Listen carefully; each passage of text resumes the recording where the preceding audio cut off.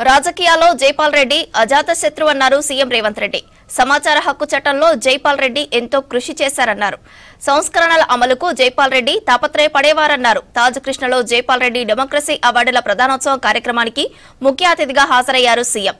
జైపాల్ రెడ్డి సహకారం లేకుంటే తెలంగాణ వచ్చేది కాదన్నారు. విద్యార్థి నాయకుడిగా, శాసన సభ్యుడిగా,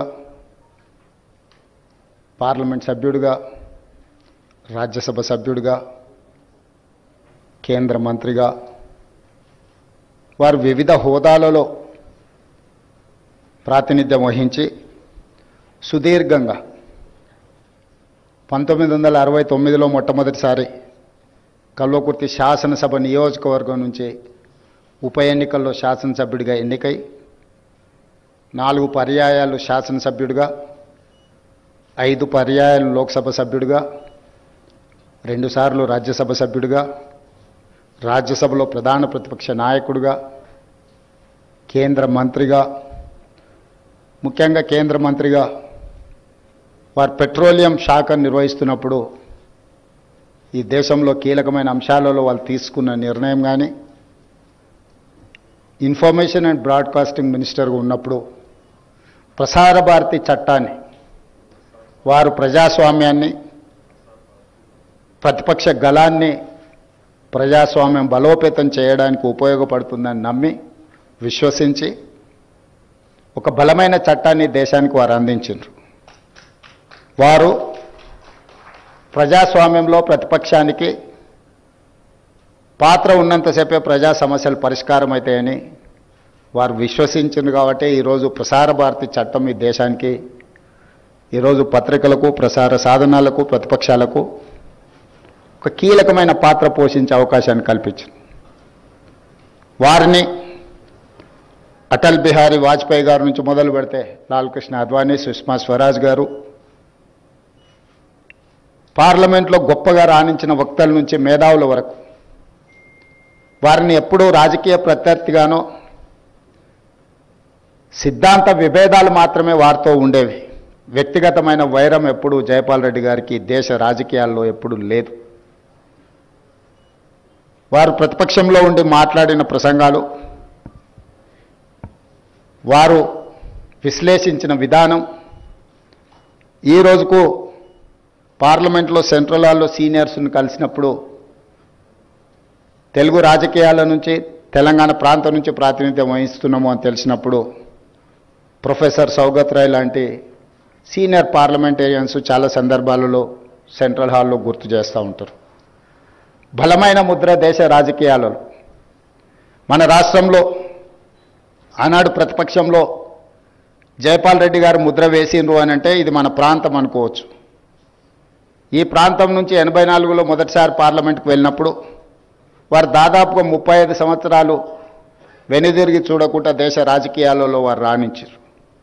50 సంవత్సరాలు సరిగ్గా 69లో వారు ప్రజా జీవితంలో అడుగు పెడితే 2019 వారి చివరి శ్వాస వరకు ప్రజల పక్షాన ప్రజా సమస్యల్ని పరిష్కరించడానికి, ఈ దేశంలో ప్రజలకు ఉపయోగపడే విధి విధానాలను అమలు చేయడంలోనే వారు కృషి చేసిండ్రు. వారి దగ్గరికి ఎవరైనా ఏదైనా సమస్య మీద వస్తే, ఒక రేషన్ కార్డు కావాలనో లేకపోతే ఏదైనా చిన్న సమస్య మీద వచ్చినప్పుడు మేమందరం ఆ వచ్చిన వ్యక్తికి ఆ రేషన్ కార్డు ఇప్పించడం ఎలా అనే ఆలోచన చేస్తే, అసలు ఈ విధానాన్ని సరళీకృతం చేస్తే పేదలకు ఏ విధంగా మేలు జరుగుతుంది, అసలు పరిపాలనలో తీసుకురావాల్సిన మార్పుల గురించి జైపాల్ రెడ్డి గారు ఆలోచన చేసేది. కల్వకుర్తి ప్రాంతానికి ఈరోజు విద్యుత్తు అందరికీ అందుబాటులో వచ్చింది. కరెంట్ అనేది పెద్ద ఇష్యూ కాదు ఇప్పుడు. కానీ ఆనాడు వారు శాసనసభ్యుడిగా ఉన్నప్పుడు ఆ ప్రాంతానికి, కల్వకుర్తి ప్రాంతంలో వందలాది గ్రామాలలో విద్యుత్తు లేనప్పుడు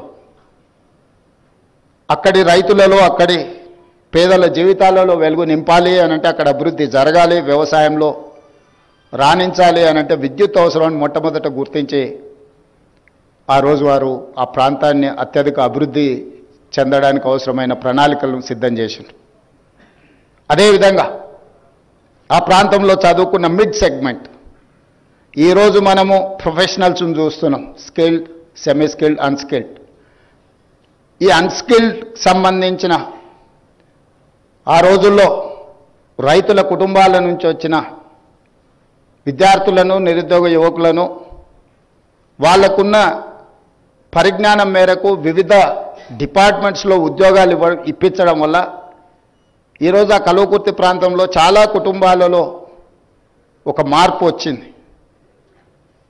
ఇలాంటి మార్పుతో పాటు వారు గొప్పగా చట్టాలు, శాసనాలే కాదు గొప్ప వక్తగా రాణించడం వల్ల వారు ఉత్తమ పార్లమెంటేరియన్గా, he was an youngest parliamentarian, he has received best parliamentarian award from South. Jaipal Reddy గారు మొదటి నుంచి రాజకీయాలలో ధన ప్రభావాన్ని తగ్గించాలి, రాజకీయాలలో ప్రజాసేవ, ప్రజల యొక్క మేలు కోసం చేసే విధి విధానాలను తయారు చేసే వాళ్ళ ప్రాతినిధ్యం ఉండాలి. జైపాల్ రెడ్డి గారు ఆ రోజుల్లోనే, ఈరోజు మేము ఏదైతే సోషల్ జస్టిస్ గురించి మాట్లాడుతున్నామో, SC, ST, BC, minority representations గురించి మాట్లాడుతున్నామో, కల్వకుర్తి రాజకీయాలలో బ్లాక్ అధ్యక్షుల నుంచి సమితి అధ్యక్షుల వరకు సోషల్ జస్టిస్ను ఇంప్లిమెంట్ చేసి ఆనాడు మండల్ కమిషన్ని అమలు చేయాలనుకున్నప్పుడు విపి సింగ్ గారికి అండగా నిలబడి మండల్ కమిషన్ని అమలు చేయడానికి అవసరమైన ప్రణాళికలను రచించడంలో కూడా శ్రీ జైపాల్ రెడ్డి గారు తనదైన పాత్రను పోషించడం జరిగింది. ఒకప్పుడు వారు ప్రత్యేక తెలంగాణకు వ్యతిరేకంగా ఉన్న మొదట్లో వారి విద్యార్థి రాజకీయాల నుంచి ప్రజా జీవితంలోకి వచ్చినప్పుడు తెలంగాణ రాష్ట్ర ఏర్పాటు ప్రక్రియలో వారు భాగస్వాములు కాకపోయినా ఈరోజు తెలంగాణ రాష్ట్రం ఏర్పాటులో జైపాల్ రెడ్డి గారి పాత్రను ఎవ్వరు తీయలేరు. జైపాల్ రెడ్డి గారు లేకపోతే, జైపాల్ రెడ్డి గారి సహకారం లేకపోతే తెలంగాణ రాష్ట్రం వచ్చి ఉండేది కాదు. వారి సమయస్ఫూర్తి, వారి అనుభవం, లోక్సభ, రాజ్యసభలో బిల్లును ఆమోదింపజేయడంలో ప్రధాన ప్రతిపక్ష నాయకురాలు సుష్మా స్వరాజ్ గారు చర్చ లేకుండానే లోక్సభలో బిల్లును ఆమోదింపజేయడంలో జైపాల్ రెడ్డి గారు అత్యంత కీలక పాత్ర పోషించారు. అందుకే నేను చెప్తున్నా, జైపాల్ రెడ్డి గారికి రాజకీయ ప్రత్యర్థులే కానీ శత్రువులు ఎవరు లేరు. He doesn't have any enemies in politics, is only political opposition is there. That is how he has made his efforts, he has put his efforts to pass Telangana bill in Lok Sabha as well in Rajya Sabha. Amendments Rajya Sabhalo ప్రవేశపెట్టినప్పుడు కూడా వారు ప్రత్యేకమైన పాత్ర పోషించి union క్యాబినెట్లో కూడా తెలంగాణ రాష్ట్రం యొక్క ఆవశ్యకతను almost 45 minutes he has represented. He only explained to the cabinet, he only convinced శ్రీమతి సోనియా గాంధీ గారు. ఒక ప్రత్యేకమైన ఒక సందర్భంలో సోనియా గాంధీ గారు నాకు చెప్పిండ్రు, జైపాల్ రెడ్డి గారి ఇనిషియేషన్ వల్ల I have inclined to announce the state of Telangana అని. ఈరోజు వారికి చేయడం తెలుసు, చెప్పుకోవడం తెలియదు. ఆయన తరఫున ఎవరు తెలంగాణ రాష్ట్రంలో ఆయన పోషించిన పాత్రను మన వాళ్ళు చెప్పలేదు, కానీ పక్క రాష్ట్రంలో ఉన్న ఉండవల్లి అరుణ్ కుమార్ చాలా స్పష్టంగా చెప్పింది తన పుస్తకంలో. ఎందుకంటే ఎఫెక్టెడ్ పార్టీ ఎప్పుడు గుర్తుపెట్టుకుంటుంది. జైపాల్ రెడ్డి గారు పోషించిన పాత్ర, తెలంగాణ రాష్ట్రం ఈరోజు కళ సాకారం అయింది ఏంటంటే 2014 జూన్ 2 తెలంగాణ రాష్ట్రం ఏర్పడ్డది అని అంటే జైపాల్ రెడ్డి గారి యొక్క పాత్ర. ఈరోజు రాజకీయాల్లో ఆనాడు వారు కాంగ్రెస్ని వీడినప్పుడు కాంగ్రెస్ని విభేదించింది సిద్ధాంతం కోసమే. తిరిగి వారు కాంగ్రెస్లో చేరినప్పుడు కూడా అదే సిద్ధాంతం కోసం తిరిగి కాంగ్రెస్ పార్టీలోకి వచ్చారు. పదవుల కోసం పార్టీ ఆనాడు మారలే, తిరిగి కాంగ్రెస్లోకి వచ్చినప్పుడు కూడా వారు పదవి కోసం మారలే. ఐడియాలజికల్ కమిట్మెంట్తో he has differed with Congress party, then he has joined in Congress party with only ideology. కానీ ఈరోజు పాలిటిక్స్, పెద్దలు చిన్నారెడ్డి గారు లాంటి వాళ్ళు ఇక్కడ ఉన్నారు, పాలిటిక్స్ అన్నీ కూడా స్విగ్గీ పాలిటిక్స్ అయిపోయినాయి. ఐడియాలజికల్ పాలిటిక్స్ లేకుండా పోయి స్విగ్గీ పాలిటిక్స్ వచ్చింది. ఈరోజు ఎవరు ఎంత ఫాస్ట్గా డెలివరీ చేస్తారు, ఆన్లైన్లో ఎవరు వస్తారు, లేకపోతే మనకు కావాల్సింది ఎవరు తొందరగా ఇస్తారని, ఎవరు కమిట్మెంట్తో ఉన్నారు, ఎవరి ఐడియాలజీని ఫాలో చేస్తున్నారు, సిద్ధాంతకర్తలుగా లేకపోతే సిద్ధాంతాలను నమ్మేవాళ్ళు, సిద్ధాంతాలను పాటించేవాళ్ళు, సిద్ధాంతాల కోసమే పనిచేసే వాళ్ళు దేశ రాజకీయాలలో తగ్గుతూ వస్తున్నారు. ఇది ప్రజాస్వామ్య స్ఫూర్తికి ప్రజాస్వామ్యానికి అత్యంత ప్రమాదకరం. ఈ దేశం వేగంగా ప్రమాదం వైపు ప్రయాణం చేస్తుంది. ప్రజాస్వామిక విలువలు తగ్గి పొలిటికల్ మేనేజర్స్ ఎక్కువైపోయినరు, కార్యకర్తలు పోయినరు, వాలంటీర్స్ వచ్చిండ్రు. కార్యకర్తలు లేని రాజకీయాలు దేశ భవిష్యత్తుకు ప్రమాదకరంగా తయారవుతాయి.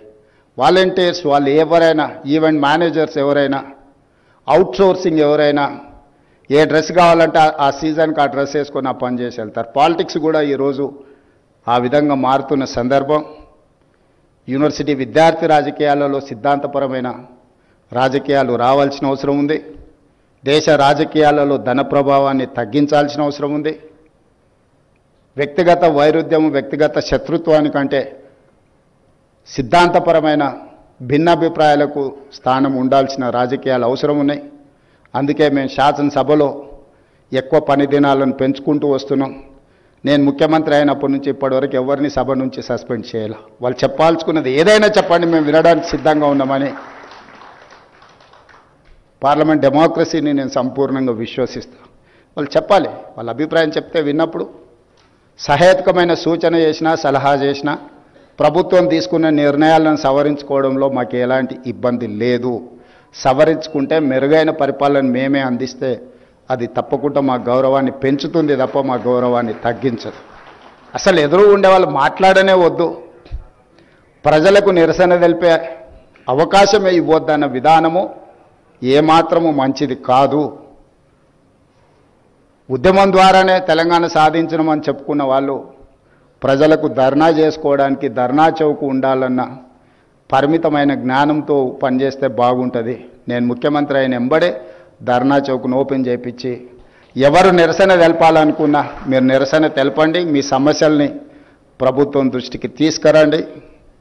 తప్పకుండా సహేతుకమైన సమస్య ఉంటే ప్రభుత్వం పరిష్కరిస్తుంది అని చెప్పి నిర్ణయం తీసుకున్నాం.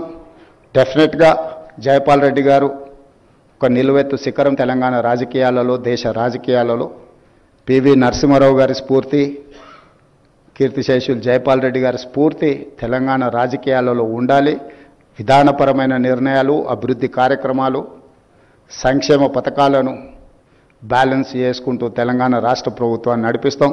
మరొక్కసారి జైపాల్ రెడ్డి మెమోరియల్ అవార్డ్స్ మొదటిసారి తీసుకుంటున్న అందరికీ మనస్ఫూర్తిగా అభినందనలు తెలియజేస్తూ సెలవు తీసుకుంటున్నాను. ధన్యవాదాలు.